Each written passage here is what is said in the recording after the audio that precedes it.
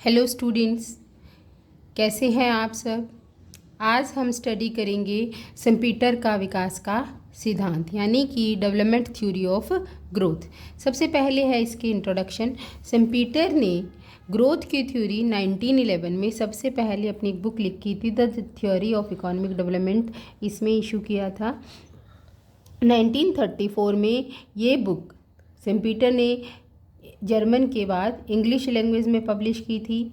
ये उन इकोनॉमिस्ट में से एक हैं जिन्होंने की मृत्यु बहुत ही कम एज में हो गई थी, सेम्पीटर यानी कि। तो उन्होंने बहुत ही छोटी एज में ही बहुत सारी यूनिवर्सिटी से एजुकेशन लेने के बाद as a professor, as a traders के रूप में भी काम किया। ये जो है ना न्यायिक विधिकार यानी कि जुडिशरी में भी इनका अपना एक अनुभव था, और इंग्लैंड में ये फाइनेंस डिपार्टमेंट में मैनेजर के पद पर कार्य इन्होंने किया। Economics adviser, finance minister, president of private bank and as a professor of economics at the Harvard University in 1912। इस तरीके से बहुत कम एज में सेम्पीटर ने बहुत अलग अलग पोस्ट पर अपना काम किया। और इनकी जो बुक थी वो सबसे पहले 1911 में इन्होंने एक बुक लिखी थी जिसका नाम था the theory of economic development. फिर 1939 में इन्होंने एक बुक लिखी थी the economic development theory, the complete version of business cycle. फिर 1943 में कैपिटलिज्म, सोशलिज्म एंड डेमोक्रेसी, इसके लिए जो है इन्होंने काम किया था। सेम्पीटर की थ्योरी जो है वो बेसिकली नवपरिवर्तन यानी कि इनोवेशंस पर बेस्ड है। इनका जो डेवलपमेंट का सिद्धांत है वो बेसिकली नई नई खोज, नए नए आविष्कारों, नए नए इनोवेशंस पर आधारित है। इसीलिए सेम्पीटर के सिद्धांत को थ्योरी ऑफ इनोवेशंस भी कहा जाता है। ठीक है, नव परिवर्तन का सेम्पीटर का सिद्धांत ये भी कहा जाता है, इसका दूसरा नाम है। अब है कि जो सेम्पीटर की थ्योरी है इसके मुख्य तत्व कौन कौन से हैं। सबसे पहला है सर्कुलर फ्लो यानी कि चक्रीय प्रवाह। दूसरा है रोल ऑफ एंटरप्रेन्योर यानी कि उद्यमी का महत्व। तीसरा है इनोवेशंस, नव परिवर्तन। चौथा है एजेंट्स ऑफ ग्रोथ, विकास के वाहक। और पांचवा है व्यापार चक्र व पतन यानी कि बिजनेस साइकिल एंड क्राइसिस। तो सबसे पहला फर्स्ट पॉइंट हम पढ़ेंगे सर्कुलर फ्लो। सेम्पीटर ने अपनी बुक के वेरी फर्स्ट चैप्टर में ही सर्कुलर फ्लो की बात की है। सर्कुलर फ्लो जो है ना, ये हमने उसमें भी पढ़ा हुआ है मैक्रो इकोनॉमिक्स में। इसकी वीडियो भी हमारे चैनल पर अवेलेबल है, आप वहाँ से इसको देख सकते हैं। सर्कुलर फ्लो जो है वो एक ऐसी स्टेट होती है, ये जहाँ से शुरू होता है, मतलब ऐसे सर्कल में जो है ना हम मूव करते रहते हैं। इसका ना कोई स्टार्टिंग पॉइंट होता है ना कोई एंडिंग पॉइंट होता है। हम जहाँ से शुरू होते हैं वापसी वहीं आकर रुक जाते हैं कहीं ना। यहाँ पर ये कहते हैं कि यदि ये दो सेक्टर हैं, इसकी जो डिमांड है वो इसकी सप्लाई है, जो इसकी डिमांड है वो इसकी सप्लाई है, ये इसको सप्लाई करता है, ये इसको सप्लाई करता है। यानी कि सर्कुलर फ्लो में जो आपकी कॉस्ट है वही आपकी रिसिप्ट है, यानी कि जितनी आपकी लागत है उतनी ही आपकी आय होती है। जो आपकी प्राइजेज होते हैं वो हमेशा ही एवरेज कॉस्ट के बराबर होते हैं। इस वजह से जब हम सर्कुलर फ्लो की बात करते हैं वहाँ पर प्रॉफिट और इंटरेस्ट जो है वो हमेशा ही ज़ीरो होते हैं। सर्कुलर फ्लो के मेन एलिमेंट्स हैं। सबसे पहले कि ये कॉन्टिन्यूस प्रोसेस है यानी कि लगातार होने वाली सतत प्रक्रिया है। दूसरा, इसमें डिमांड और सप्लाई दोनों एक दूसरे के बराबर होती हैं। ऐसा नहीं होता कभी डिमांड ज़्यादा है या फिर सप्लाई है, ऑटोमेटिकली डिमांड और सप्लाई एक दूसरे के बराबर हो जाएंगे। जो हमारा प्रोडक्शन होता है वो ऑप्टिमम लेवल पर किया जाता है, इष्टतम स्तर पर किया जाता है। संसाधनों का अपव्यय संभव नहीं है, यानी कि जो आपके रिसोर्सेज हैं आप उनको वेस्ट नहीं कर सकते।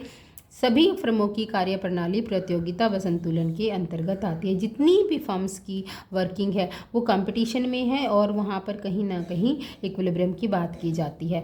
उत्पादन के साधनों का भुगतान जो है वो उनकी सीमांत उत्पादकता के आधार पर किया जाता है, यानी कि लेबर जो है, लेबर को जो वेजेस देगी वो मार्जिनल प्रोडक्टिविटी ऑफ लेबर के हिसाब से दी जाएगी। लेबर की वेजेस जो हैं वो मार्जिनल प्रोडक्टिविटी ऑफ लेबर के अकॉर्डिंग होंगी। चक्रीय प्रवाह में अर्थव्यवस्था का स्थिर ढांचा होता है, यानी कि जो स्ट्रक्चर जो होता है वो कांस्टेंट रहता है, इसमें कोई भी बदलाव नहीं होता।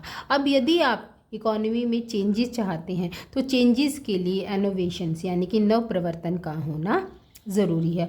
अर्थव्यवस्था में जब भी आप बदलाव लाना चाहते हैं या चेंजेस करना चाहते हैं तो वो काम जो है ना कौन करता है? एंटरप्रेन्योर।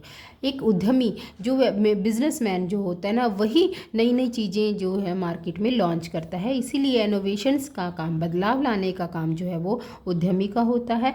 और उद्यमी ये क्यों करता है? उसके पीछे रीज़न क्या है? उसका क्या किन इंटरेस्ट है? उससे के बदले में उसको प्रॉफिट्स मिलते हैं। अब नई चीज़ मार्केट में मैं लेकर आई या आप लेकर आए तो वो चीज़ मार्केट में जितनी जितनी डिमांड होगी आप उतना ही उस पर जो कि चीज़ों की सप्लाई करोगे और प्रॉफिट्स जो है वो अर्न करोगे।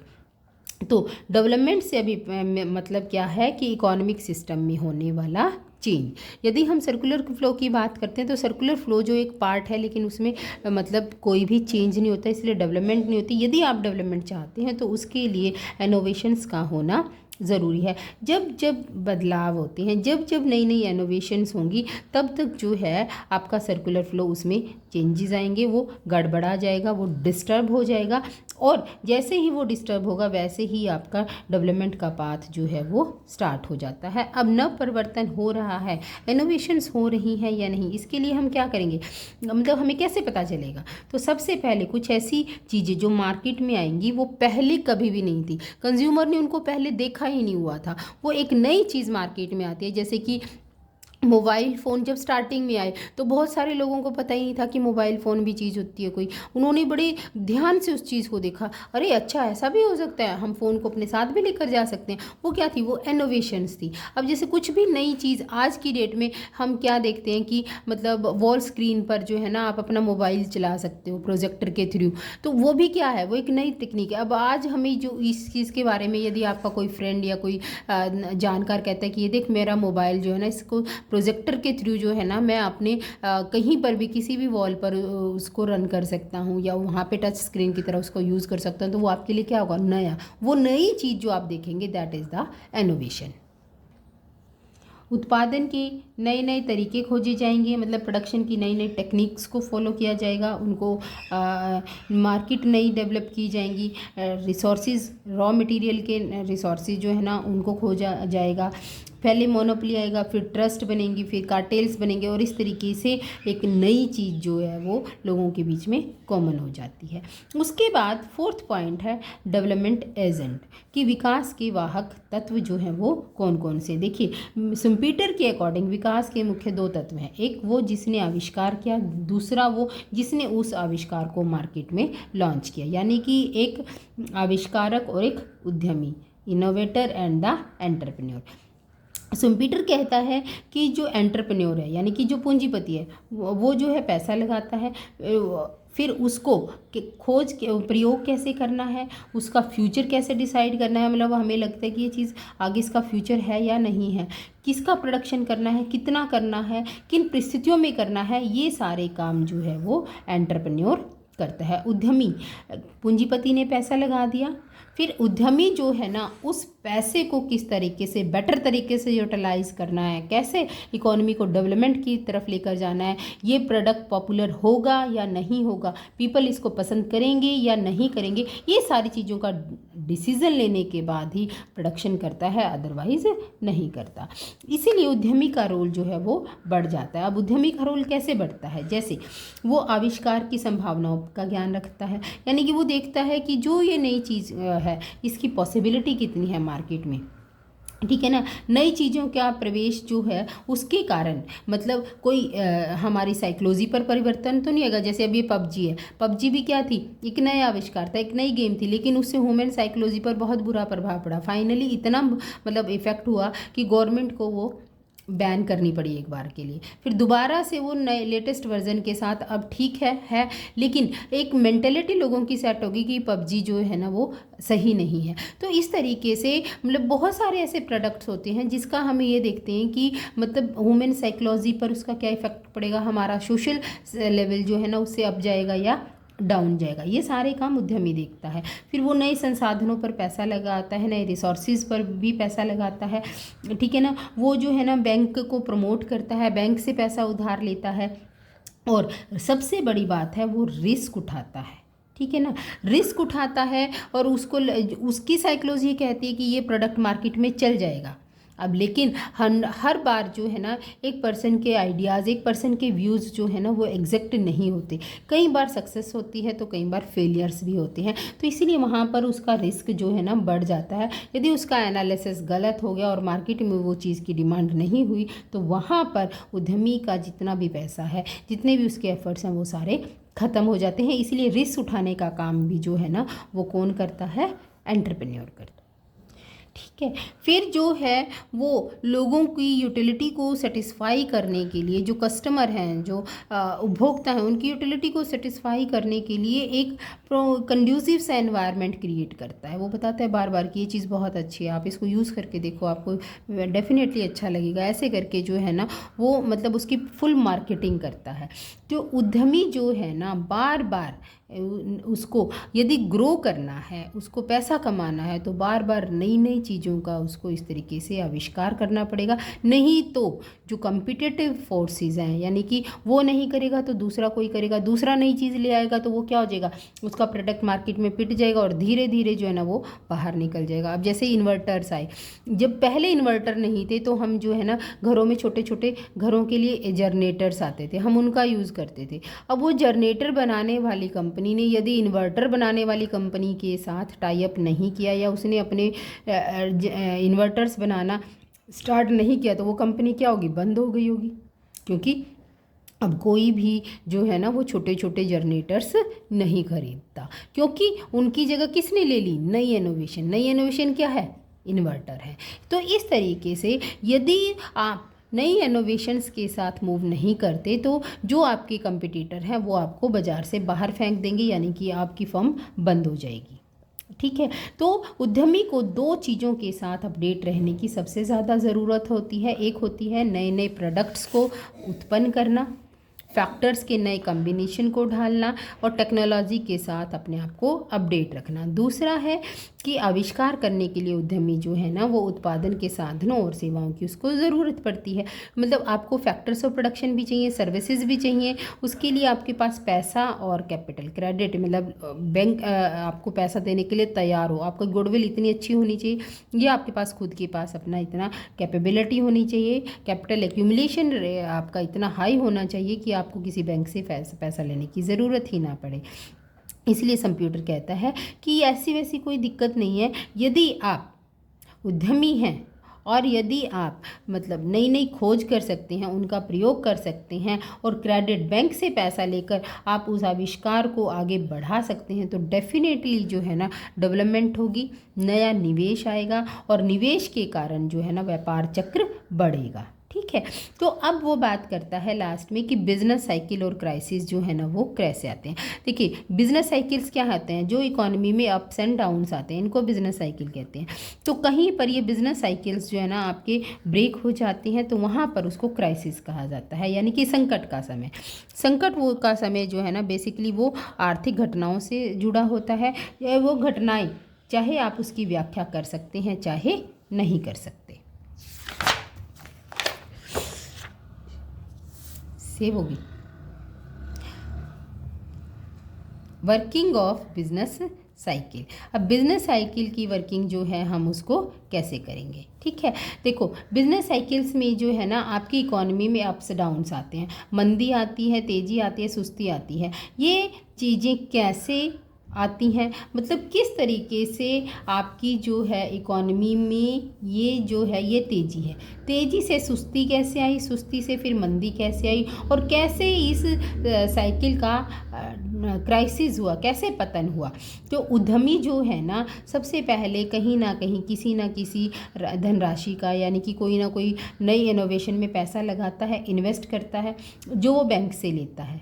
ठीक है ना, उसके लिए बाद जैसे जैसे मतलब यहाँ पर है उद्यमी ने नया आविष्कार किया, बैंक से पैसा लिया, प्रोडक्ट को लॉन्च किया, धीरे धीरे रिकवरी जो है ना वो शुरू हो गई, इसको रिकवरी कहते हैं।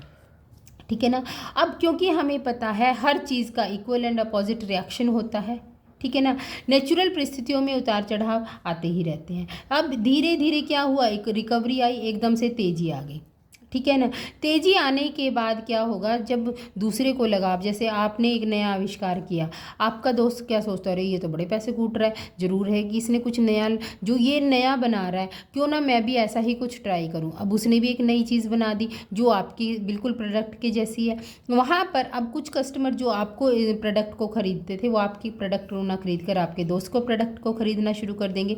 तो इस वजह से धीरे धीरे जो आप पैसा यहाँ पर प्रॉफिट कमा रहे थे, वो धीरे धीरे डाउन होना शुरू हो जाता है, क्योंकि जो आपके कंपटीटर्स हैं वो भी काम करना शुरू कर देते हैं, उसी फील्ड में पैसा लगाते हैं, जिससे कि स्ट्रगल स्टार्ट हो जाता है और धीरे धीरे फिर जो वापस क्या आ जाती है, मंदी आ जाती है। ठीक है ना। सम्पीटर का यही मानना था कि जो प्रोडक्शन की ओल्ड टेक्निक्स हैं, उनकी जगह हमें यदि नई टेक्निक्स को फॉलो हमने यदि किया तो डेफिनेटली हमें प्रॉफिट्स होंगे।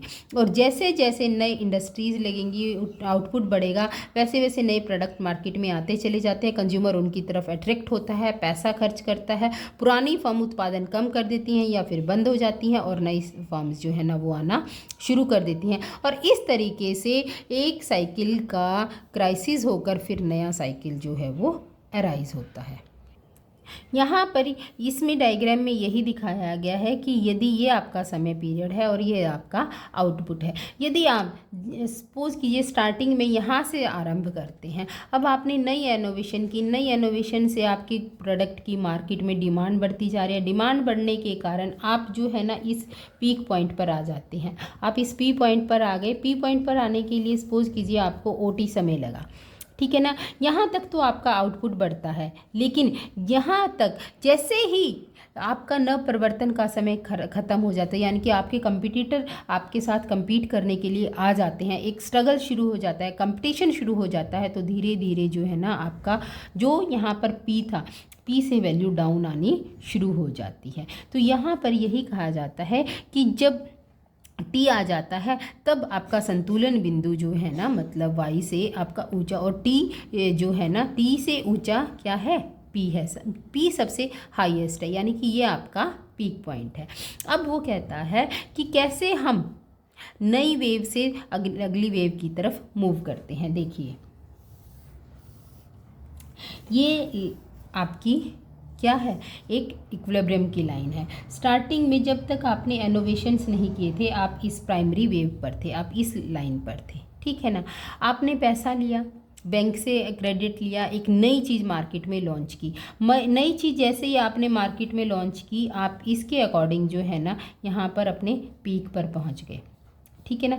जैसे आपने यहाँ पर पीक को एंजॉय किया, प्रॉफिट्स आपने अर्न किए, धीरे धीरे नए कंपटीटर जो है ना वो मार्केट में आते चले गए, उनके आने के कारण आपकी डिमांड का लेवल कम हो गया, फिर कंपटीशन बढ़ रहा है, तो अब आप मोनोपोली के प्राइजेस को एंजॉय नहीं कर सकते। धीरे धीरे जो है ना फिर वो नई चीज़ें जो है ना दोबारा से आनी शुरू हो जाती हैं। ये आपकी प्राथमिक वेव थी, ये आपकी द्वितीय यानी कि सेकेंडरी वेव है, ठीक है ना। अब आप डाउन पर चले गए, डाउन पर जाने के कारण जो है ना आपकी इकॉनमी में अब दोबारा से ग्रोथ की ज़रूरत है, और दोबारा से ग्रोथ के लिए फिर आपको रिवाइवल करना पड़ेगा, दोबारा से जो है ना नए एफर्ट्स करने पड़ेंगे, ठीक है। और जब आपको नए इनोवेशंस की ज़रूरत पड़ती है तो वहाँ पर आपकी विकास प्रक्रिया जो है वो रुक जाती है, वो वहाँ पर ब्रेक हो जाती है। अब पूंजीवाद का विघटन कैसे होता है, यानी कि डिसइंटीग्रेशन ऑफ द कैपिटलिज्म। पूंजीवाद जो है ना वो एक विकास वाली प्रक्रिया है, समय के साथ साथ जो है ना वो धीरे धीरे स्थिर हो जाती है। कब, जब उद्यमियों के पास कोई भी काम नहीं रहता, या फिर जब नई नई चीज़ें आने का एक रूटीन बन जाता है।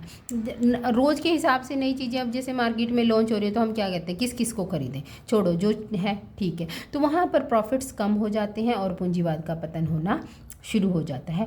पूंजीवाद का अस्तित्व जो है ना वो छोटे पूंजीपतियों से होता है। स्टार्टिंग में छोटे छोटे से एंटरप्रेन्योर मिलकर काम करते हैं, आपस में कंपटीशन करते हैं, फिर जब उनका ग्रोथ प्रोसेस बढ़ जाता है, ग्रोथ प्रोसेस आरंभ हो जाता है, तो छोटे छोटे से कुछ जो सक्सेस नहीं होते वो निकल जाते हैं, सिर्फ बाहर हो जाते हैं कंपटीशन के, कुछ एक आधा ही आगे बढ़ता है, तो उनको वहाँ से एकाधिकारी जन्म लेते हैं, ठीक है। फिर उसके बाद है पूंजीवादी अर्थव्यवस्था में बेसिकली क्या है, सैलरी मैनेजर होते हैं जो सैलरी पर काम करते हैं, एग्जीक्यूटिव्स होते हैं, सब मैनेजर्स होते हैं, बड़े बड़े स्टॉक होल्डर्स होते हैं जो कि सट्टा बाज़ार में सारा दिन काम करते रहते हैं, छोटे छोटे स्टॉक होल्डर्स होते हैं, ये वो डरपोक होते हैं। जैसे कोई कहता है ना मैंने जो है ना 10 बोरी चावल स्टॉक कर लिया, मैंने 20 बोरी अनाज स्टॉक कर लिया, जब बढ़ेगा जब दे देंगे। कोई जो है ना प्याज स्टॉक कर लेता है। वो छोटे छोटे से रिस्क एवेंजर्स होते हैं, मतलब वो डरते भी हैं कि हमें ज़्यादा नुकसान ना हो, लेकिन वो प्रॉफिट भी कमाना चाहते हैं, इसलिए वो